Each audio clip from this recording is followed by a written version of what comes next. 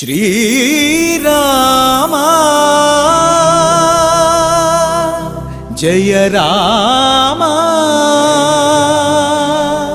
रघुराम।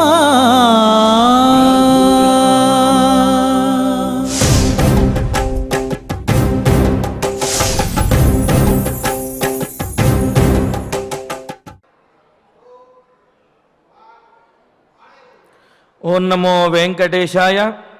अयोध्यानाथ राजेन्द्र सीताकांत जगत्पते श्रीराम पुंडरीकाक्ष रामचंद्र नमोस्तुते।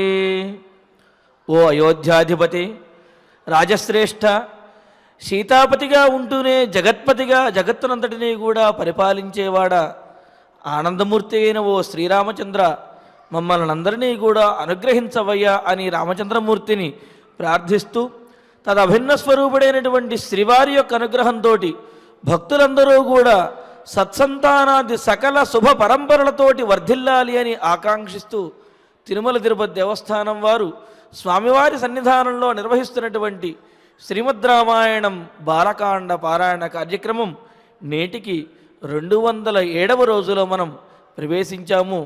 శ్రీ గురు ధ్యానం గురుర్బ్రహ్మ గురుర్విష్ణు గురుర్దేవో మహేశ్వర గురు సాక్షాత్ పరం బ్రహ్మ తస్మై శ్రీ గురవే నమః.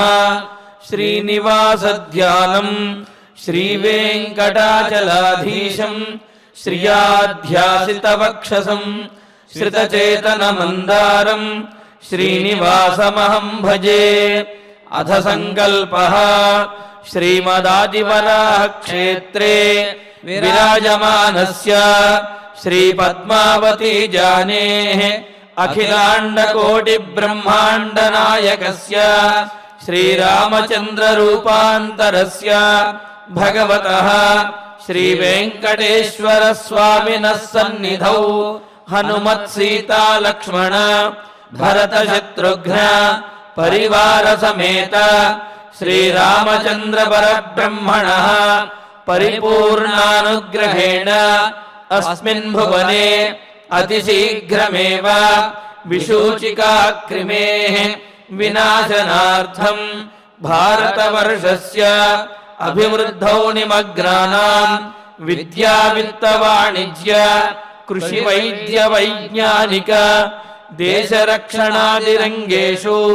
విద్యమానానాం ఆస్తిక మహాజనానాం సర్వేషాం సకుటుంబానాం ఆయురారోగ్యైశ్వర్య సద్బుద్ధి ఇత్యాది సర్వశుభఫల ప్రాప్త్యర్థం తేషాం సర్వతోముఖాభివృద్ధి ద్వారా శ్రీరామరాజ్యస్య పునర్వ్యవస్థాపనార్థం అనూఢానాం శీఘ్రమేవ వివాహ సిద్ధ్యర్థం దంపతీనాం అనుకూల దాంపత్య సిద్ధ్యర్థం సంతానార్థినాం శీఘ్రమేవ సత్సంతాన ప్రాప్త్యర్థం తతః పితృదేవతా ప్రీత్యర్థం గో సంరక్షణార్థం చ సకల సంపత్ప్రదే శ్రీమద్వాల్మీకి రామాయణాంతర్గతే బాలకాండే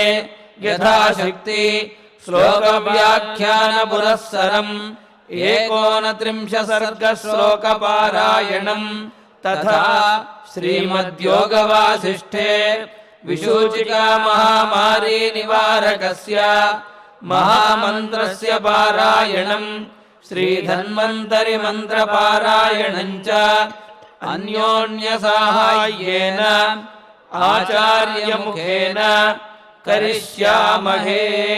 శ్రీ వాల్మీకి ప్రార్థనా. వాల్మీకేర్మునిసింహస్య కవితావనచారిణః శృణ్వన్ రామకథానాదం కో న యాతి పరాం గతిం. శ్రీ ఆంజనేయ ప్రార్థనా. యత్ర యత్ర రఘునాథ కీర్తనం తత్ర తత్ర కృతమస్తకాంజలిం బాష్పవారి పరిపూర్ణలోచనం మారుతిం నమత రాక్షసాంతకం. శ్రీరామాయణ ప్రార్థనా. वेदवेद्ये परे पुंसि जाते दशरथात्मजे वेदः प्राचेतसादासीत् साक्षाद् रामायणात्मना श्रीरामप्रार्थना आपदामपहर्तारं दातारं सर्वसम्पदां लोकाभिरामं श्रीरामं भूयो भूयो नमाम्यहम् श्रीरामचन्द्रपरब्रह्मणे नमः। अथ श्रीमद् रामायणे बालकाण्डे 29 सर्गः। श्री गुरुभ्यो नमः। श्री वेंकटेशचरणौ शरणं प्रपद्ये। श्रीरामाय नमः। अथ तस्या प्रमेयस्य तद्वनं परिपृच्छतः विश्वामित्रो महातेजाः व्याख्यातुमुपचक्रमे। 29వ సర్గలో ప్రవేశిస్తున్నాం. గడిచిన 27, 28 సర్గల్లో తాటకావధ తరువాత సకల శక్తుల్ని రామార్పణం చేసినటువంటి వైనం. ఆ సందర్భంలో అవతలి వ్యక్తిని ఉత్తేజితుణ్ణి చెయ్యాలి అంటే, అవతలి వ్యక్తిని శక్తిమంతుణ్ణి చెయ్యాలి అంటే, అవతలి వ్యక్తిని తయారుగా ఉంచగలగాలి అంటే 4 అంశాలు. అవి శక్తిపాతం అనే పేరుతో వ్యవహరింపబడతాయి. కంటి చూపుతో, ఒకానొక శబ్దంతో లేదా పలకరింపుతో, ఒకానొక స్పర్శతో, మరి ఒకానొక స్మరణతో, తలంపుతో ఎవరి పట్ల పరిపూర్ణమైనటువంటి భావన కలిగి ఉంటామో ఆ వ్యక్తికి యువతలి వారి నుంచి అంత సంపద ధరాదత్తం చేయబడుతుంది అని అనుకున్నాం. ఆ రకంగా ఎన్నో విధాలుగా మొత్తం 11,000 సంవత్సరాల పరిపూర్ణమైనటువంటి రామావతారానికి సరిపడగా ఆ సరిపడినటువంటి సంపదని అంతని సమర్పించినటువంటి ఆ కథలో ఎన్నో విశేషాలు, ఎన్నో అద్భుతాలు. ఉపదేశం అంటే మంత్రం ఏ రకంగా ఫలిస్తుంది, ఆ మంత్ర దేవత ఎలా తనకు ఒదిగి ఉండి అడుగడుగున మడుగులొత్తుతూ ఎంతో సేవ చేయాలనేటటువంటి తపనతో ఉంటుంది. అమ్మవారు సైతం, పరమేశ్వరుడు సైతం ఏ రకంగా భక్తుల పట్ల అనుగ్రహ దృష్టితో ఉంటారో ఆ మంత్రదేవతలు సాక్షాత్కరించడం, వారు రాముడికి ముమ్మారు ప్రదక్షిణం చేయడం, విడువలేక రామ నువ్వు అలా పిలిస్తే చాలు వెంటనే వచ్చి వాళ్తాం అన్నట్లుగా వారి యొక్క కైంకర్యాన్ని స్వామి యందు నివేదించడం, ఆ గురుదేవుల 2 పాదాలు పట్టి అభివాదం చేసినటువంటి రామయ్యకు ఆ దేవతలందరి అనుగ్రహం పరిపూర్ణంగా అలా కలగడం, తల్లి ఆశీర్వచనం, తండ్రి యొక్క పరిపూర్ణమైనటువంటి కటాక్షం, ఆ గురువు యొక్క పరిపూర్ణమైనటువంటి కృప, వీటన్నింటినీ పొందినటువంటి వాడు పసివాడైనా ఎంతో మొనగాడు కాగలడనమాట. ఇలా గడిచిన మాటల్లో అన్ని అంశాల్ని రామయ్య ఎంతగా పొందుపరుచుకున్నాడో, ఎంతగా పుణికిపుచ్చుకున్నాడో వాటితో ఇప్పుడు చూడడానికి ఎంత అపూర్వంగా కనిపిస్తున్నాడో ఆ మాటలన్నీ తెలిసేలాగా వాల్మీకి మహర్షి ఒక్క మాట మాట్లాడారు. ఒక ప్రయోజనం పరిపూర్ణంగా నెరవేరాలి అని అనుకుంటే అతిగా మాట్లాడకూడదు అని కూడా మనం గతంలో అనుకున్న ఆ మంత్రదీక్ష సందర్భంలో వాగ్యత వాంగ్నియమం చాలా అవసరం అని అనుకున్నాం కదా. కనుక అలాంటి నిశ్శబ్దాన్ని మనం పాటించి భక్తిగా శ్రద్ధతో ఈ విషయాల్ని ఆలకిద్దాం. ఇక్కడి నుంచి మొదలుపెట్టి ఇది ఒక అద్భుతమైనటువంటి సంఘటన. రామచంద్రమూర్తి భయంకరమైనటువంటి ఆ స్థితి నుంచి బయటపడి అన్ని వన్యప్రాణులు స్వేచ్ఛగా సంతోషంగా అలా విహరిస్తూ ఉంటే దీనికి కారణమేమి, ఇది ఏం చోటు అని ఒక్కొక్కటిగా కుతూహలంతో ప్రశ్నిస్తూ ఉంటే ఆ విశ్వామిత్రుల వారు చెప్తారు, వ్యాఖ్యాతుముపచక్రమే అన్నారు. ఆశ్చర్యం! ఒక బ్రహ్మసూత్ర భాష్యము, లేకపోతే ఇంకా ఏదో మీమాంసా న్యాయము, పాణిని గారి అష్టాధ్యాయి సూత్రము అంటే వాటికి భాష్యాలు. రాముడు పలికినటువంటి మాటకు భాష్యం, వ్యాఖ్యానమా? విశ్వామిత్రుల వారు అంతటి పనే చేశారు. తను ఉన్న చోటి ఏమి అని అడిగిన ప్రశ్నకు చెప్పేటటువంటి జవాబులే ఈ సర్గలో మనకి కనిపిస్తాయి. ఇది ఒక మహనీయమైనటువంటి ఆశ్రమం.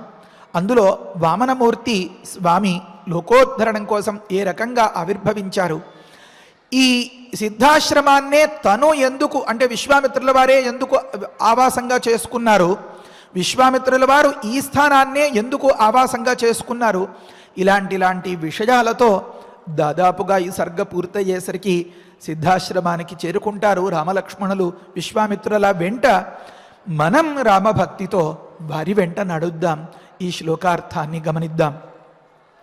అథ మంగళకరమైనటువంటి ఒకానొక శుభారంభం. అప్రమేయుడైనటువంటి తస్య ఆ శ్రీరామచంద్రమూర్తి యొక్క అని మొదలుపెట్టారు. ఆ రాముడు ప్రశ్న వేశాడు, దాన్ని వ్యాఖ్యాతం ఉపచక్రమే వివరించాలని పూనుకుంటున్నారు విశ్వామిత్రుల వారు. ఇందులో ఉన్న మాటలు ఎలా ఉన్నాయి అంటే, విశ్వామిత్రుల వారికి ఎంత తెలిసినా ఇంకా ఎంతో తెలుసుకోవాలేమో రాముడి గురించి అనిపించేలాగా కనిపిస్తున్నాడు ఆ సందర్భంలో. అలాంటప్పుడే మనం ఒక మాట మాట్లాడతాం, ఎంత పరిశీలించినా లోతు అందని మనస్తత్వం అండి ఇతడిది అని అంటూ ఉంటాం కదా. ఎంత కనిపెట్టాలనుకున్నా ఇంకా కనిపెట్టలేని, ఎంతో గుంభనంగా నిగూఢంగా ఉండేటటువంటి భావాలు కలిగినటువంటి వారి విషయంలో అంచనాకి దొరకరండి వీరు అని అనుకుంటూ ఉంటాం కదా. ఆ సందర్భంలో అనాల్సిన మాట అప్రమేయుడు. అంటే వ్యాఖ్యానంలో రాస్తారు, ఇయత్తారహిత ప్రభావాది మతః అని ఒక మాట అన్నారు. అంటే ఇయత్త అంటే ఇంత అని మనం కొలిచి అంచనా వేయడానికి వీలయ్యేటటువంటిది. అదేమి? ఒక ప్రభావం, ఒక శక్తి, ఒక యుక్తి, ఒక బుద్ధి, ఒక ఆలోచన, ఒక శ్రద్ధ, ఒక సత్సంకల్పం, ఒక కర్తవ్య దీక్ష, ఇలా మీరు ఎన్నైనా గమనించుకోండి. ఇవన్నీ వీటిల్లో ఏ కొద్దిగానో కొంచెం ఉత్తములుగా అనిపించేటటువంటి వారిలో లోకంలో ఉండొచ్చేమో. ఇవన్నీ ఉండడం అంటే చాలా ఆశ్చర్యం. అంతకంటే ఆశ్చర్యం, ఇవన్నీ ఒక బుల్లి రాముడి దగ్గర, 12 ఏళ్ల రాముడి దగ్గర ఇలా కనిపిస్తూ ఉంటే అమ్మో అనిపించేలాగా ఉంది విశ్వామిత్రుల వారికి. మనం అంచనా వేయలేం ఇతన్ని అని. ఎందుకు ఈ మాట చెప్పాల్సి వచ్చింది వాల్మీకి మహర్షి గురువుగారు? ఓపికగా శ్రద్ధగా వినకపోతే చాలా అంశాలు నష్టపోతాం మనం. కనుక శ్రద్ధ, విశ్వాసము, ఇది నాకు కావాలి అనే భావన ఉంటే రాముడు కూడా మనల్ని కావాలి అనుకుని మనకి దీన్ని అంతని నేర్పిస్తాడు. ఇది పార్వతీదేవి పఠించినటువంటి సంహితా గ్రంథం వల్ల ఎంత లోకోత్తరమైన సౌభాగ్యం మా తల్లి పొంది తాటంక మహిమ అన్నట్లుగా కీర్తింపబడుతోందో మనందరం కూడా అంతటి భాగ్యాన్ని పొందగలుగుతాం. సావధానంగా గమనించాలి ఈ అంశాలన్నీ. అంటే రాముడు ఆ వాతావరణంలో అడుగు పెట్టేటప్పటికీ అవన్నీ అంత సంతోషంగా ఉండడం గమనించాడు. అంతవరకు గడిచినటువంటి తీరు క్షణక్షణం భయం భయం అన్నట్లుగా గడిచింది. అవన్నీ ముళ్ళ పొదలు, నల్ల తుమ్మలు, అడుగు వేస్తే కాల్లో కస్సమని దిగిపోయేలాంటి భయంకరమైనటువంటి ఆ వాతావరణం, అడుగు కూడా పెట్టడానికి వీలు కాకుండా గుబురుగా ఎదిగిపోయినటువంటి ఆ సందర్భం. అసలు మానవుడన్నవాడు కాదు ప్రాణి అన్నది అక్కడ మనగలుగుతుందా అనిపించేలాంటి వాతావరణం వర్ణించారు అక్కడ. గతంలో మనం కూడా చెప్పుకున్నాం, ఎటు చూసినా ఏవో ఎలుకబంట్లు వగైరాలు. వాటికి ఏదైనా పొరపాటుని ఒక చిన్న ప్రాణి చేజిక్కితే దాని ఆర్తనాదాలు. ఈ భయంకరమైనటువంటి వాతావరణాన్ని అంతని దాటి వచ్చాడు. ఆ ప్రదేశాన్ని గురించి విశ్వామిత్రుల వారు ఏమని ఉపదేశం చేశారు?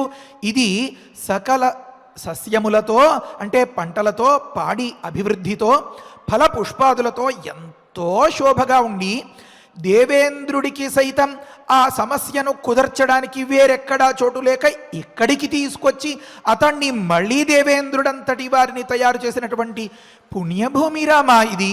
ఈనాడు ఇంత శవాల దిబ్బలా మారిపోయింది అని చెప్పిన తరుణం గుర్తు చేసుకుంటే, అంటే ఒక దుష్ప్రవృత్తి దుర్మార్గపు ఆలోచనలతో ఉన్నటువంటి ఒక్క వ్యక్తి అలాంటి చోట్లో మొత్తం అంతని కూడా నాశనం చేసి దాన్ని ఒక శ్మశానంగా చేసేసింది అంటే దుష్ప్రవృత్తి దురాలోచన అనేది పరిసరాల మీద ఎంత ప్రభావాన్ని చూపిస్తుంది. అక్కడ ఒక్క పచ్చటి పూల మొక్క కూడా ఈరోజు నిలవలేకపోతోంది అంటే, ఈ పాటి వరకు నిలవలేకపోయింది అంటే ఆ దుష్ప్రవర్తన యొక్క ప్రభావం ఎంత తీరుగా ఉంది. మరి అది దాటి ఇక్కడికి వస్తే ఎన్నో గంధపు చెట్లు, ఎంతో పరిమళమైనటువంటి ఎన్నో గుబాళింపులు, ఎన్నో పక్షుల కిలకిలా రావాలు. మరి ఇవే పక్షులు అక్కడ కూడా ఉండొచ్చుగా, లేవు. కారణం ఏంటంటే పక్షులకి మనకంటే కూడా విజ్ఞానం ఎక్కువ కనుక అవి ఎక్కడ సుఖంగా విలాసంగా ఉన్నాయో ఆ ప్రదేశానికి ఒక ప్రత్యేకత ఉంది. ఏమా ప్రత్యేకత? ఎందుకు ఇంత అలరారుతోంది, ఇంతటి ప్రకృతి శోభ ఇక్కడ కనిపిస్తోంది? ఇవే కొండబాగులు కానీ బగైరాలు కానీ ఆ తోటకావనంలో ప్రసరించట్లేదా? అది కూడా గంగ ఒడ్డే కదా. అంటే ఇక్కడ ఈ సుఖశాంతులు ఇంతలా వెళ్ళి విరియడానికి, ఇంత ఆనందంగా ఇంత సంతోషంగా స్వేచ్ఛగా ఏ ప్రాణభయం లేకుండా ఆ చిలకలు అవన్నీ కూడా వచ్చి, మనం గమనిస్తే వ్యాఖ్యానాలన్నీ తెలుస్తాయి.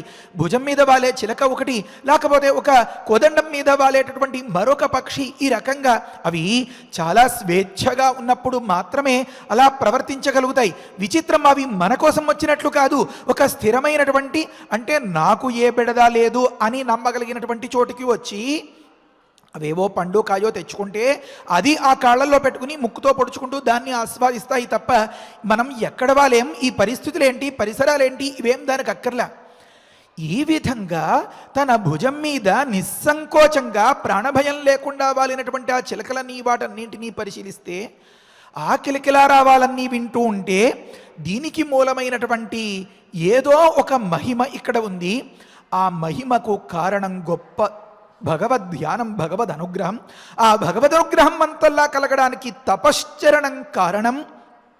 కనుక అంత నిష్ఠతో, తపోనిష్ఠతో ఉండి ఏ విధమైనటువంటి లౌకిక దృష్టి లేకుండా ఆ మహనీయులంతా అలా బహుశా ఎవరో సిద్ధ పురుషులు అక్కడ అలా ప్రవర్తిస్తూ ఉండి ఉంటారు. కనుక దాని ప్రతిఫలమే ఈ ప్రపంచమంతా కూడా ఇక్కడికే వచ్చి ఉండిపోవాలి అనిపించేంత సుఖంగా, సంతోషంగా, హాయిగా ఈ మూగజీవాలన్నీ ఇలా ఉంటున్నాయి అంటే దీనికి కారణమేమి అని కనిపెట్టాలనుకున్నాడు. దేనిని నిలబెట్టుకుంటే, దేనిని బతికించుకుంటే తనది అనుకున్నది ప్రతి దాన్ని బతికించుకోగలుగుతామో, రక్షించుకోగలుగుతామో, ఆ తల్లి వేరు ఏదో దాన్ని ఆకళింపు చేసుకుని ఆలోచించడం మొదలుపెట్టాడు రామయ్య.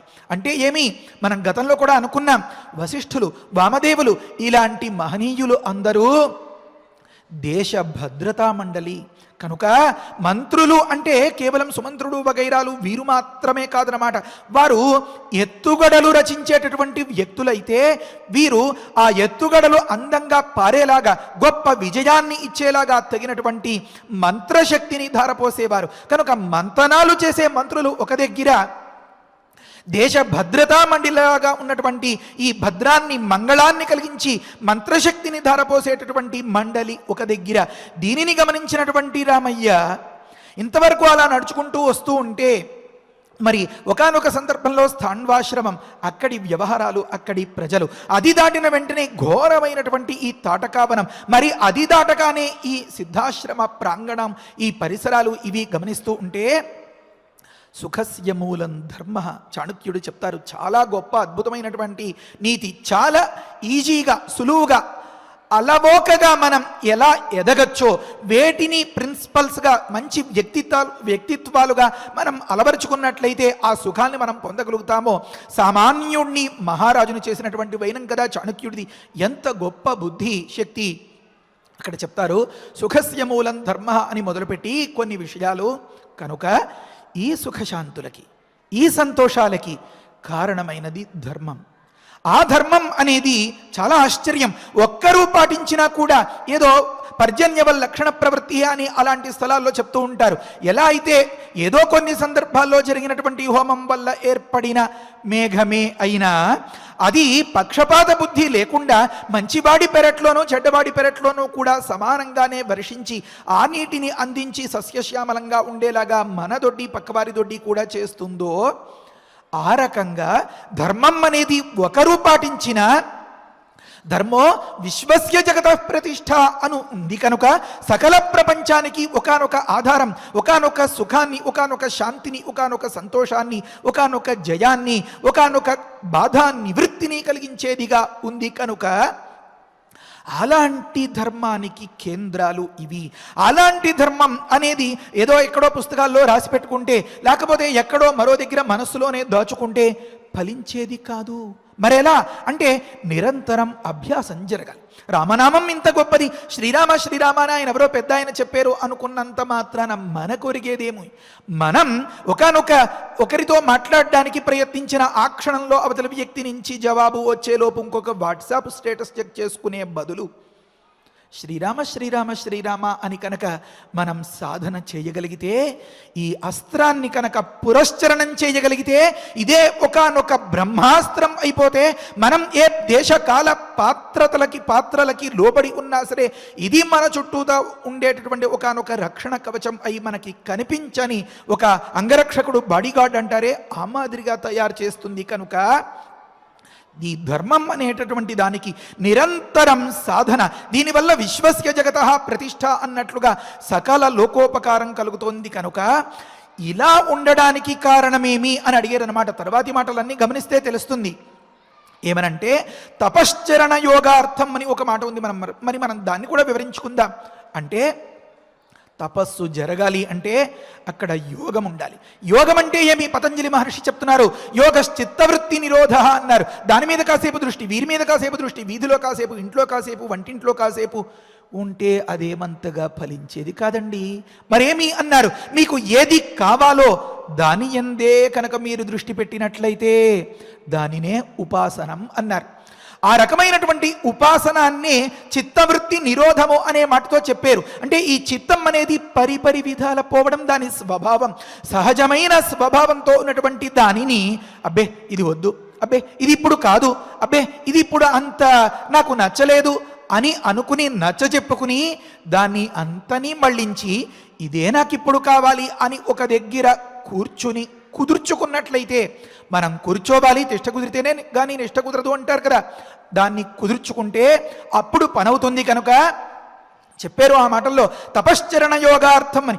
సాక్షాత్ వైకుంఠవాసి అయినటువంటి ఆ పరమాత్మ సకల ప్రజానీకం, సకల ప్రాణికోటి సుఖంగా ఉండడం కోసం ఒక పని చేశారు. ఏమా పని? తపస్సు చేశారు. ఆ తపస్సుని ఆచరించేటప్పుడు ఆ మహావిష్ణువుకి కూడా యోగం అవసరమైంది. అంటే ఇతరములైనటువంటి వాటి యందు చిత్తము యొక్క వృత్తులను నిరోధించడం అవసరమైంది. కనుక ఇక్కడికి వచ్చారని ఒక్కొక్కటి చెప్పడం మొదలు పెడతారు. అంటే విశ్వామిత్రుల వారు రాముని యొక్క అంతరంగాన్ని పూర్తిగా కాకపోయినా దాదాపుగా ఆకళింపు చేసుకోగలిగారన్నమాట. ఆశ్చర్యం ఏమంటే రాముల వారు ఏమడిగారు?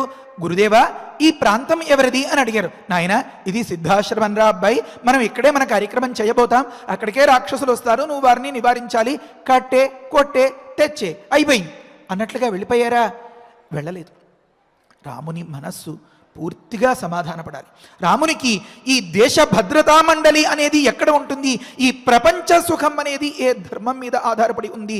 ఈ ప్రపంచ సుఖం అనేది ఏ సాధనం మీద ఆధారపడి ఉంది అనేటటువంటి విషయాలన్నింటినీ బాగా ఒక్కొక్కటిగా అలా ఉపదేశం చేయదలిచారు. కేవలం అస్త్రశస్త్రాలు ఇచ్చి చేతులు దులిపేసుకుని తన పని చేసుకుని సాగనంపే రకమా మన విశ్వామిత్రుల వారు?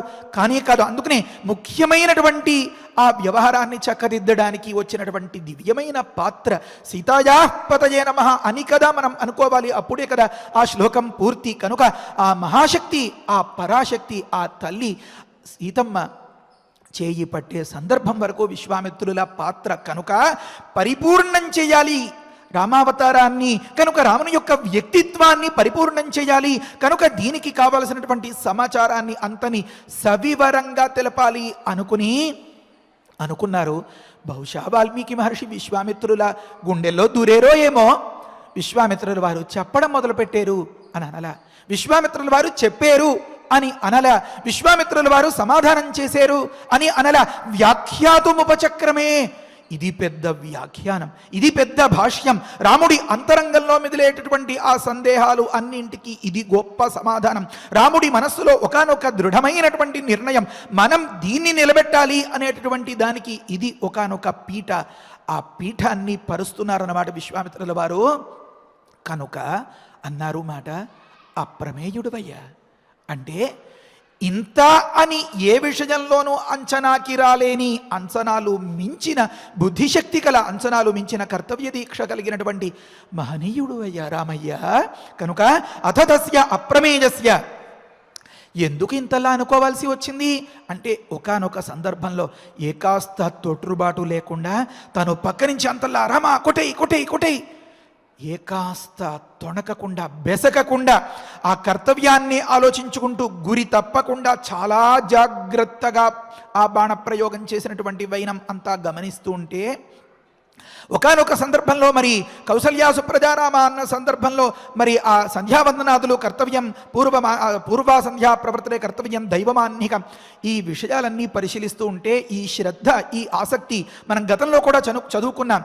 దేవతలు విశ్వామిత్రుల దగ్గరికి వచ్చి చెప్పిన సందర్భంలో, విశ్వామిత్ర బ్రహ్మర్షి నిన్ను ఉపాసనం చేస్తున్నాడయ్యా ఇతడు, నిన్నే అనుసరిస్తున్నాడయ్యా ఇతడు అని చెప్పిన వైనం. మరి మన విశ్వామిత్రుల వారు వస్తున్నారా, వీళ్ళు దారిలో ఆ చెట్టు ఈ కొమ్మ ఆ కొమ్మ అనుకుంటూ అటు ఇటు వెళ్తున్నారా అని కాస్త అటు ఇటు గమనిస్తూ ఓరకంట కనిపెడుతూ ఉండే సందర్భాల్లో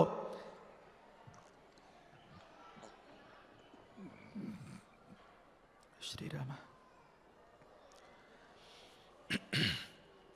ఒరకంట కనిపెట్టేటటువంటి సందర్భాల్లో ఏ కాస్త అయిన పరీక్షలో తప్పేడా రామయ్య? కానే కాదు. కనుక దీన్ని అంతనే గమనించుకుంటే విశ్వామిత్రుల వారికి రామయ్య వేసినటువంటి ఒక్క ప్రశ్నకు ఎంత సమాధానం చెప్పాలో అర్థమైపోయింది. దాని మీద ఆధారపడి ఉంది ఈ సర్గ అంతా. రాముడు అడిగినటువంటి గురుదేవా ఈ వనం ఎవరిది అని ఒక్క ప్రశ్నకు సమాధానం అయిపోతుంది ఇక్కడ. తద్వనం పరిపృచ్ఛత, ఆ వనాన్ని గురించి పరిప్రశ్న వేసినటువంటి, ఇది ఇంకా అద్భుతమైనటువంటి మాట. ఏమనుంది? తపస్వాధ్యాయ నిరతం తపస్వీ వాగ్విదాంబరన్నారదం పరిపప్రచ్ఛ.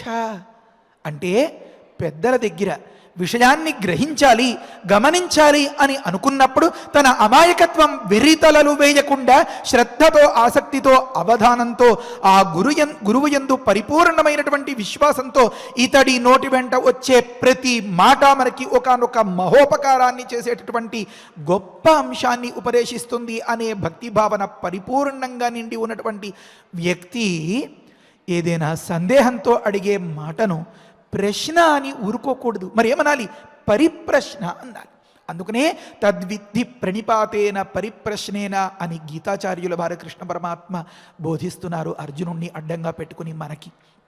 అంటే పెద్దల దగ్గర అంశాన్ని ఏ రకంగా మనం అర్థం చేసుకోవాలి, వారి నుంచి విషయాన్ని ఏ రకంగా మనం రాబట్టుకోవాలి అని అడిగేటటువంటిది చిన్నదిగా ఉండాలి, చెప్పేది విస్తారంగా అంతటి సమాధానం రావాలి అన్నమాట. కనుక ఒక సర్గ మొత్తం చెప్పిన సమాధానం సరిపోదేమో అనిపించేంతగా అడిగిన ఒక చిన్న ప్రశ్న వెనక ఉన్నటువంటి ఎంతో ముందు చూపు, ఎంతో లోతైనటువంటి ఆలోచన అర్థమైనటువంటి విశ్వామిత్రుల వారు పరిప్రశ్న చేసినటువంటి రాముణ్ణి చూస్తున్నారన్నమాట. అప్రమేయుడైనటువంటి రాముణ్ణి చూస్తున్నారన్నమాట. ఇంత అని ప్రమ అంటే కొలత, ఆ కొలచి ఇంత అని అంచనా వేయడానికి వీలు కాని రాముణ్ణి చూస్తున్నారన్నమాట. కనుక అలాంటి విశ్వామిత్రుల వారు మహాతేజ ఎలా కనిపెట్టగలుగుతారు ఇదంతా అంటే కంటికి అడ్డు తెరలు ఉన్న అవతలి ఉన్నదాన్ని గమనించగలిగినటువంటి, అతీంద్రియ దర్శనం చేయగలిగినటువంటి మహాతపస్సంపన్నులు. కనుక ఆ తపస్సు, ఆ దివ్యమైనటువంటి వర్చస్సు, ఆ ప్రసన్నమైన ప్రశాంతమైన వారి ముఖాన్ని చూస్తేనే మనకి కనిపించిపోతుంది, తెలిసిపోతూ ఉంటుంది. వాల్మీకి మహర్షి చూస్తున్నారు, మనం కూడా చూస్తున్నాం విశ్వామిత్రుల వారిని. మహాతేజాహ, గొప్ప తపోమూర్తిగా ఉన్నటువంటి ఆ దివ్యమైన బ్రహ్మవర్చసంతో అలరారుతున్న ఆ విశ్వామిత్రుల వారు వ్యాఖ్యాతుముపచక్రమే, రాముడు అడిగినటువంటి ఒకానొక మాటను ఒకానొక సూత్రంగా భావించి దీనికి కల్పనం చేయడానికి, దీనికి వివరణను చెప్పడానికి, వ్యాఖ్యానం చెప్పడానికి పూనుకున్నారు అని అన్నారన్నమాట. రామ ఇహ రామ మహాబాహో విష్ణుర్దేవవర ప్రభు వర్షాణి సుబహూన్యేవ తథా యుగశతాని చ తపశ్చరణ యోగార్థం ఉవాస సుమహాతపాహ. అద్భుతమైనటువంటి మాట. మనం ఏదైనా ఒకానొక సుఖం ఈ పూట ఇలా అనుభవిస్తున్నాము అంటే ఎంతో హాయిగా కూర్చుని ఈ పరమపావనమైన ఈ రామకథను వింటున్నాము అంటే దీని వెనుక ఎంతమంది కార్యకర్తల కఠోరమైనటువంటి శ్రమ, ఎంత గొప్ప తపస్సు, రేయింబవళ్ళు వారు చేసినటువంటి ఆ శ్రమ దానానికి ఫలితమే కదా ఇది. ఆ రకంగానే రామా, నువ్వు చూస్తూ ఉండేటటువంటి ఈ పక్షులు, నీ భుజం మీద వాలి ఇంత స్వేచ్ఛగా ఇంత హాయిగా ఉంటున్నటువంటి ఈ రకమైన ఈ వన్యప్రాణులు ఇంత కిలకిలా రావాలతో గాయక సార్వభౌముల్లాగా దేవలోకానికి వినిపించేలాగా పాడుకుంటూ ఉన్నటువంటి మహా సంగీత విద్వాంసుల్లాగా అన్నమాచార్య స్వామి, త్యాగరాజస్వామి అన్నట్లుగా మైమరచి ఈ కిలకిలా రావాలు చేసుకుంటూ ఇంత సంతోషంగా ఉల్లాసంగా ఉన్నాయి అంటే దీనికి పునాది రాయి గొప్ప తపస్సు. అంత గొప్ప తపస్సు చేసిన వ్యక్తులు ఎవరు? మరి మన మహావిష్ణువే, మన రాముడే. కనుక చెప్తున్నారు, రామ అంటే రమంతే యోగిన అనుంది కదా, సకల యోగి జనము అంటే ఏ ధర్మం వెనుక ఏ తపస్సుకి ఆధారమైనటువంటి సాధన, దీన్ని అంతనే అలపరుచుకున్నటువంటి యోగి జనులు, ఆ యోగి జనులందరూ కూడా నిరంతరం ఎవరిని తలుస్తూ ఉంటారో, ఎవరి గుండెల్లో గూడు కట్టుకుని నిరంతరం పసిపిల్లవాడుగా ఆడుకుంటూ ఉంటాడో అలాంటివాడా ఓ రాముడా. మహాబాహో, ఇది గొప్ప సాముద్రిక లక్షణం అన్నమాట. అంటే మహారాజు అయినటువంటి వ్యక్తి అంటే ఏమి? జనులను రంజింపచేసేటటువంటి వ్యక్తి. సకల ప్రాణికోటి నా వాళ్ళు, సకల ప్రాణికోటి యొక్క సుఖం నా సుఖం అని జనరంజనం అంటే జన సుఖాన్ని నిరంతరం ఆలోచించేటటువంటి వ్యక్తికి ఉండవలసినటువంటి ఒకానొక గొప్ప సాముద్రిక లక్షణం శరీర చిహ్నం. బాహువులు పొడవుగా ఉండడం, అజానుబాహుడు కదా మన రామయ్య. కనుక ఒక్కసారి ఆ కోదండం పట్టి, ఒక్కసారి ఆ చేతిలో ఆ బాణాన్ని పట్టుకుని, అంటే ఆ సన్నద్ధంగా సిద్ధంగా ఉన్నారు కదా, సన్నద్ధ కవచీ ఖడ్గి చాపబాణధర అని వర్ణించినట్లుగా అలా ఆ ప్రకృతి సోయగాన్ని అంతని అలా పరిశీలించి చూస్తున్న సందర్భంలో అంత విప్పారిన నేత్రాలతో పుండరీకాక్షుడుగా ఉన్నటువంటి ఆ రామయ్యను చూస్తే ఈ సాముద్రికమంతా ఒక్కసారి పైనుంచి కిందకి తేరిపార చూడకుండా ఉంటారా ఎవరైనా? ఆ సందర్భంలో విశ్వామిత్రుల వారు అన్న మాట కాదు అనుకున్న మాట, ఓ మహాబాహో, ఓ దివ్యమంగళ విగ్రహుడా, ప్రభువైనటువంటి మహావిష్ణువు యజమాని మనకి అందరికీ కూడా అలాంటి పరమాత్మ ఉవాస ఇక్కడ ఉన్నాడు, నివసించెను. ఎంతకాలం అంటే సుబహూన్యేవ, చాలా కాలమే అంటే అవి నెలల, అయనముల, ఋతువుల వగైరా వగైరా కాదు, వర్షాణి. ఏ లెక్కల్లో? దివ్య వర్ష కాలము అన్నమాట. కనుక మన కాలమానం కంటే కొంచెం పైకెడితే ఆ వేగం ఎక్కువగా ఉంటుంది, మరొక ఖండం ఇంకొంచెం వేగంగా తిరుగుతుంది. మరి అదంతా పెద్ద సైన్సు, మీకందరికీ చాలామందికి తెలిసిన అంశమే.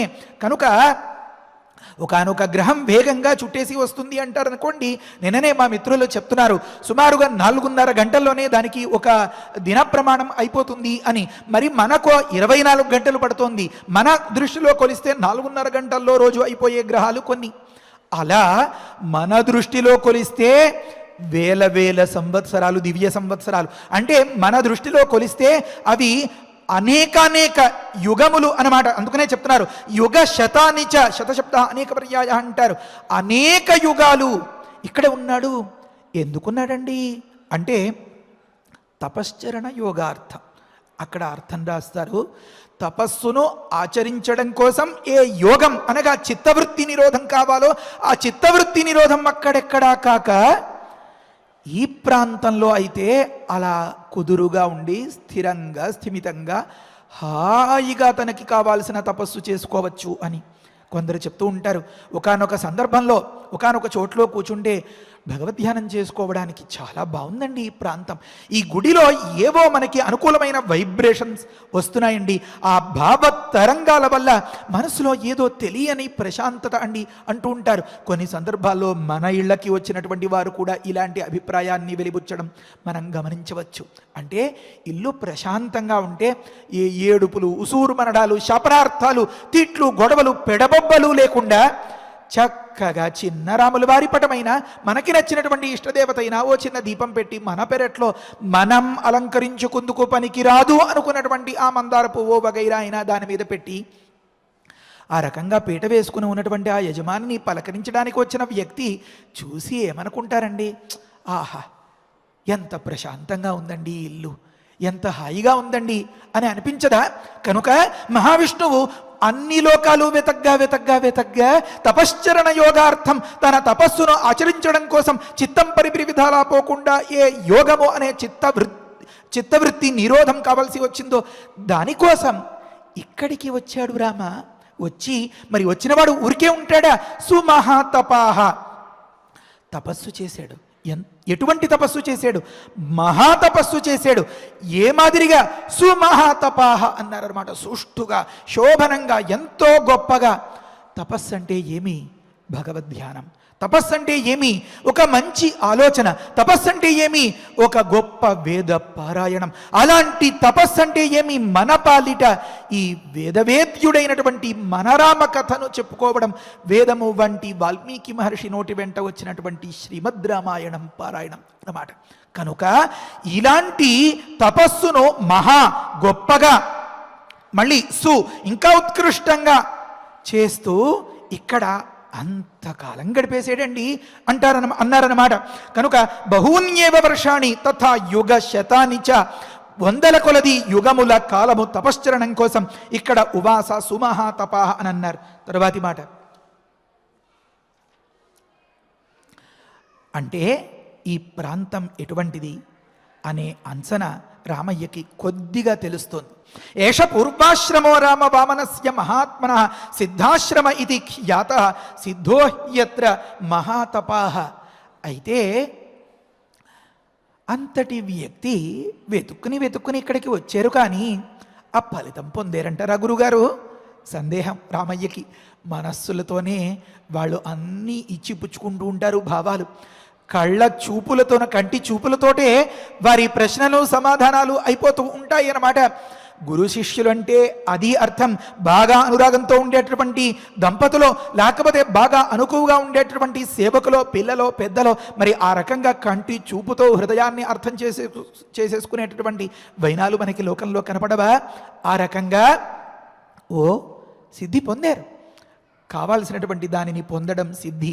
అలాంటి సిద్ధిని పొందిన చోటు కనుక దీని పేరే సిద్ధిని పొందేవారు సిద్ధులు, ఆ సిద్ధులు హమ్మయ్య అని అనుకుని ఉండేటటువంటి చోటు కనుక వెరసి సిద్ధాశ్రమం రామ ఇది అంటారన్నమాట. ఏష పూర్వాశ్రమ రామ. ఇది వామనుడు అనేటటువంటి ఒకానొక మహనీయునికి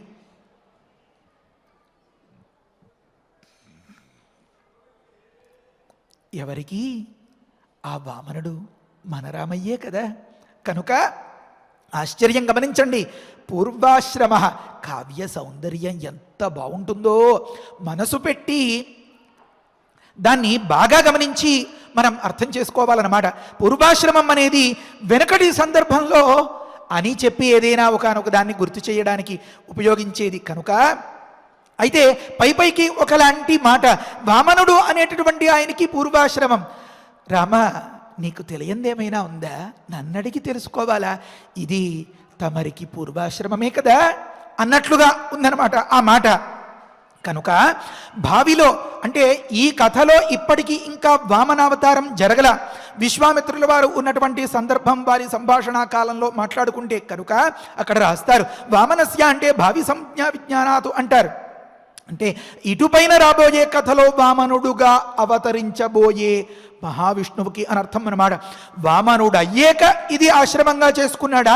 ఈ ఆశ్రమానికి వచ్చిన తరువాత ఆయన వామనావతారం ఎత్తి ఈ సందర్భాన్ని అంతని కథ నడిపించారా అనే దాని మీద ఇది ఆధారపడి ఉంటుందన్నమాట. కనుక మనం అర్థం చేసుకోవాలి అంటే కాబోయే వామనునికి పూర్వాశ్రమం అని చెప్పడం తాత్పర్యం అన్నమాట. కనుక మహాతపాహ, గొప్ప తపస్సు నిర్వహించిన, గొప్ప భగవద్ధ్యానం నిర్వహించినటువంటి ఆ మహనీయునికి ఇక్కడ సిద్ధించింది వారి అనుకున్నది. ఏమా సిద్ధి అనేవి మనకి తర్వాతి కథలో వస్తాయి. కనుక అతడు సిద్ధిని పొందిన సిద్ధుడయ్యాడు. అలాంటి సిద్ధిని పొందినటువంటి సిద్ధుడైన ఆ మహనీయుని యొక్క ఆవాసం కనుక ఇది సిద్ధాశ్రమం అనే పేరుతో ప్రసిద్ధి చెందింది రామా అని చెప్తున్నారన్నమాట. ఆ సందర్భంలోనే ఏతస్మిన్నేవా అనే మాట ఉంది. మరి అది ఎత్తుకుంటే మరి కొంతసేపు పడుతుంది. బలి చక్రవర్తి అతడి యొక్క వైనం, ఆ తీరు అదంతని మనం చెప్పుకోవాలి. మనస్సు పెట్టి నాకు కావాలి అని అనుకుని రాముణ్ణే ఆశ్రయిస్తే మనం ఉండేటటువంటి ప్రతి చోటు కూడా సిద్ధాశ్రమం అయి మన రామయ్య విశ్వామిత్రుల యాగ సంరక్షణం ఏ మాదిరిగా చేసి విశ్వామిత్రుల్ని నిలబెట్టి సార్థకం చేశారో వారి సంకల్పాన్ని, అలా మన అన్ని సంకల్పాన్ని సార్థకం చేస్తాడు మన రాముడు. ఆ రకమైనటువంటి భక్తితో నిండిన పరిపూర్ణమైన అపేక్షా దృష్టి రాముడు నాకు కావాలి అనే దృక్పథాన్ని మనం అలవరుచుకుని అనుకున్న మాటల్లో అందమైనటువంటి వాటినే మనం గుర్తించి వాటి వల్ల మనం మంచిగా తీర్చిదిద్దుకుని మంచి వ్యక్తిత్వం ఏర్పరచుకొని మరింత మన రామయ్యకి చేరువయ్యేలాగా ప్రవర్తిద్దాం. శ్రీరామరక్ష హరయే నమః. స్వస్తి. పారాయణ చేద్దాము. అథ అథ తస్యా ప్రమేయస్య తద్వనం తద్వనం పరిపృచ్ఛతః విశ్వామిత్రః మహాతేజాః వ్యాఖ్యాతుం ఉపచక్రమే ఇహ రామ మహాబాహో విష్ణుః దేవవరః ప్రభుః వర్షాణి సుబహూన్యేవ తథా యుగశతాని చ తపశ్చరణ యోగార్థం తపశ్చరణ యోగార్థం ఉవాస సుమహాతపాః ఏష పూర్వాశ్రమః రామ వామనస్య మహాత్మనః సిద్ధాశ్రమః ఇతి ఖ్యాతః సిద్ధో హ్యత్ర మహాతపాః ఇత్యార్షే శ్రీమద్ రామాయణే బాలకాండే ఏకోనత్రింశ సర్గే శ్లోకత్రయం రామచంద్రమూర్తి సిద్ధాశ్రమానికి సమీపిస్తూ ఉన్నారు. ఆ ఆశ్రమ సమీపంలో ఉన్నప్పుడే శుభ పరిణామాలని శుభశకనాలని సూచినటువంటి స్వామి ఇది ఎవరి ఆశ్రమము అని చెబితే విశ్వామిత్రుల వారు వివరిస్తూ ఉన్నారు. బలిచక్రవర్తిని జయించడం కోసము, అంటే బలిచక్రవర్తిని జయించి దేవతలందరికీ కూడా రాజ్యాన్ని మరలా కట్టబెట్టడం కోసమని చెప్పి శ్రీ మహావిష్ణువు ఆయనను జయించడం కోసం అనేక సంవత్సరముల పాటు తపస్సు చేసి వామనావతారమును దాల్చి బలిచక్రవర్తిని యాచన ద్వారా గెలుచుకున్నాడు. ఇక్కడ చూడండి, మరి బలిచక్రవర్తి యొక్క గొప్పతనం ఇందులో మనకు కనిపిస్తూ ఉంటుంది. సహజంగా పరాక్రమాన్ని చూపించి మహావిష్ణువు అందరినీ కూడా జయిస్తాడు. కానీ సజ్జనుల యొక్క సంపదలను అడిగే తీసుకోవాలి, వారి మీద యుద్ధం ప్రకటించకూడదు అనే భావనను ప్రకటిస్తూ ఈ విషయాన్ని మనకు భాగవతంలో కూడా తెలియజేస్తారు. అందుకోసమునే ఎంతో తపోనిష్టతోటి తాను వామనమూర్తిగా అవతరించి బలిచక్రవర్తిని గెలుచుకున్నాడు. మరి అటువంటి వామనమూర్తి తపస్సు చేసినటువంటి ప్రదేశము ఇది అని వివరిస్తారు. ప్రతిదినం అవధాతై బ్రహ్మభిర్బ్రహ్మనిష్టై ప్రశమిత భవఖేదై సాదరం సేవ్యమానే బలి నియమన హేతో వామన కాననేస్మిన్ బలి నియమపరస్సన్ బ్రహ్మచారి చచార అని మనకు పెద్దలు వివరిస్తారు. అటువంటి బ్రహ్మచారి అయినటువంటి వామనమూర్తి తపోనిష్టతో ఇక్కడ తపస్సును ఆచరించినటువంటి పరమ పవిత్రమైనటువంటి ప్రదేశము, మహావిష్ణువుకే సిద్ధిని వసగినటువంటి ప్రదేశము కావున ఈ ఆశ్రమాన్ని సిద్ధాశ్రమము అని అంటారు అని ఆ ఆశ్రమము యొక్క గొప్పతనాన్ని విశ్వామిత్రుల వారు రామచంద్రమూర్తికి తెలియజేస్తున్నారు. మరి ఆ విశేషాలన్నింటినీ కూడా రేపటి ప్రవచనంలో మనం మరిన్నిగా తెలుసుకుందాము. ఇక ఇప్పుడు ఫలశ్రుతి నుండి మంగళాంతం వరకు మనందరము కలిసి పారాయణ చేద్దాము. ఫలశ్రుతి కుటుంబ వృద్ధిం ధనధాన్య వృద్ధిం స్త్రియశ్చ ముఖ్యా సుఖముత్తమంచ శ్రుత్వా శుభం కావ్యమిదం మహార్థం ప్రాప్నోతి సర్వాం భువిచార్థ సిద్ధిం. శ్రీరామచంద్ర పరబ్రహ్మణే నమః. అథ శ్రీమద్యోగవాసిష్ఠే ఉత్పత్తి ప్రకరణే ఏకోనసప్తతితమః సర్గః. శ్రీవసిష్ఠ ఉవాచ అథ వర్షసహస్రేణ తాం పితామహాయయౌ దారుణం హి తపస్సిద్ధై విషాగ్నిరపి శీతలః మనసైవ ప్రణమ్యైనం సా తథైవ స్థితా సతి కో వరః క్షుక్షమాయాలం ఇతి చింతాన్వితాభవత్. ఆస్మృతం ప్రార్థయిష్యేహం వరమేకమిమం విభుం అనాయసీ చాయసీ చ శ్యామహం జీవసూచికా. అస్యోక్త్యాద్వివిధా సూచిః భూత్వా లక్ష్యావిశామ్యహం ప్రాణినాం సహ సర్వేషాం హృదయం సరభిర్యథా యథాభిమతమేతేన గ్రసేయం సకలం జగత్. క్రమేణ క్షుద్వినాశాయ క్షుద్వినాశః పరం సుఖం ఇతి సంచింతయంతీం తాం ఉవాచ కమలాలయః. అన్యాదృశ్యాస్తథా దృష్ట్వా స్థలితాభ్రరవోపమం బ్రహ్మోవాచ పుత్రి కర్కటికే రక్షః కులశైలాభ్రమాలికే ఉత్తిష్ఠత్వం తు దుష్టోస్మి గృహాణాభిమతం వరం. కర్కట్యువాచ భగవన్ భూత భవ్యేశ శ్యామహం జీవసూచికా. అనాయసీ చాయసీ చ విధేర్పయసి చేద్వరం. శ్రీవసిష్ఠ ఉవాచ ఏవమస్త్విదితా ముక్త్వా పునరాహ పితామహః సూచికాసోపసర్గాత్వం భవిష్యసి విశూచికా. సూక్ష్మయా మాయయా సర్వలోకహింసాం కరిష్యసి. దుర్భోజనా దురారంభాః మూర్ఖా దుస్థితయశ్చ యే దుర్దేశవాసినో దుష్టాః తేషాం హింసాం కరిష్యసి.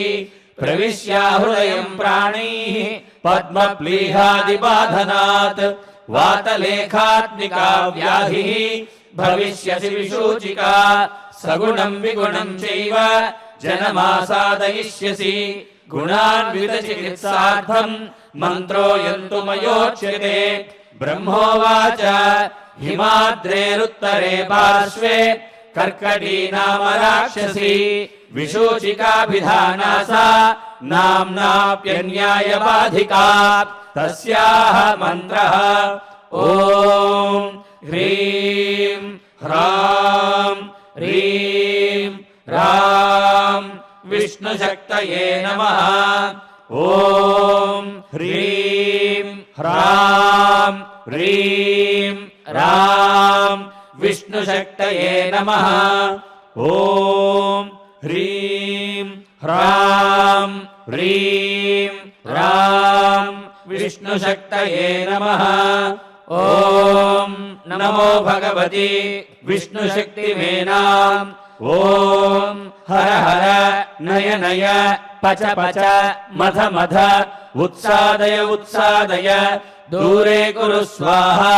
హిమవంతం గచ్చ జీవ సహ సహ సహ చంద్రమండలగతోసి స్వాహా. ఓం నమో భగవతి విష్ణుశక్తిమేనాం. ॐ हर हर नय नय पच पच मथ मथ उत्सादय उत्सादय दूरे कुरु स्वाहा हिमवन्तं गच्छ जीव सह सह सह चन्द्रमण्डलगतोऽसि स्वाहा ॐ नमो भगवति विष्णुशक्तिमेनाम् ॐ हर हर नय नय पच पच मथ मथ उत्सादय उत्सादय दूरे कुरु स्वाहा हिमवन्तं गच्छ जीव सह सह सह चन्द्रमण्डलगतोऽसि स्वाहा इति मन्त्री महामन्त्रम् न्यस्य वामकरोदरे मार्जयेदातुराकारम् तेन हस्तेन संयुतः हिमशैलाभिमुख्येन विद्रुताम् ताम् विचिन्तयेत् कर्कटीम् कर्कशाक्रन्दाम् मन्त्रमुद्गरवर्धिताम् आतुरम् चिन्तयेत् चन्द्रे रसायन हृदि स्थितम् अजरामरणम् युक्तम् मुक्तम् सर्वाधिविभ्रमैः साधको हि शुचिर्भूत्वा स्वाचान्दः सुसमाहितः क्रमेणानेन सकलाम् प्रोच्छिनत्ति विशूचिकाम् इति गगनगतः त्रिलोकनाथः गगनगसिद्धगृहीत सिद्धमन्त्रः गतः उपगतशक्रवन्द्यमानः निजपुरम् अक्षयम् आयम् उज्ज्वलश्रीः इति श्रीमद्योगवासिष्ठे उत्पत्तिप्रकरणे 59तमः सर्गः। अथ धन्वन्तरि ध्यानम् अच्युतानन्द गोविन्द विष्णो नारायणामृत रोगान्मे नाशयाशेषान् आशु धन्वन्तरे हरे आरोग्यम् दीर्घमायुष्यम् बलम् तेजोधियम् श्रियम् स्वभक्तेभ्योऽनुगृह्णन्तम् वन्दे धन्वन्तरिम् हरिम् धन्वन्तरेरिमम् श्लोकम् भक्त्या नित्यम् पठन्ति ये अनारोग्यम् न तेषाम् स्यात् सुखम् जीवन्ति ते चिरम्। ॐ नमो भगवते वासुदेवाय धन्वन्तरये अमृतकलशहस्ताय वज्रजलौकहस्ताय सर्वामय विनाशनाय त्रैलोक्यनाथाय महाविष्णवे स्वाहा। ॐ वासुदेवाय विद्महे सुधाहस्ताय धीमहि तन्नो धन्वन्तरिः प्रचोदयात्। अथ नवग्रह प्रार्थना। आरोग्यम् पद्मबन्धुर्वितरतु नितराम् सम्पदम् सीतरश्मिः भूलाभम् भूमिपुत्रः सकलगुणयुताम् वाग्विभूतिम् च सौम्यः सौभाग्यम् देवमन्त्री रिपुभयशमनम् भार्गवः शौर्यमार्किः दीर्घायुः सैभिकेयः विपुलतरयशः केतुः आचन्द्रतारम् अरिष्टानि प्रणश्यन्तु दुरितानि भयानि च शान्तिरस्तु शुभम् मेस्तु ग्रहाः कुर्वन्तु मङ्गलम्। अथ क्षमा प्रार्थना। यदक्षरपदभ्रष्टम् मात्राहीनम् च यद्भवेत् तत्सर्वम् क्षम्यताम् देव नारायण नमोऽस्तु ते। अथ भगवत्समर्पणम्। कायेन वाचा मनसेन्द्रियैर्वा बुद्ध्यात्मना वा प्रकृते स्वभावात् करोमि यद्यत् सकलम् परस्मै नारायणायेति समर्पयामि। अथ मङ्गलम् श्रियः कान्ताय कल्याणनिधये निधयेऽर्थिनाम् श्रीवेङ्कटनिवासाय श्रीनिवासाय मङ्गलम्।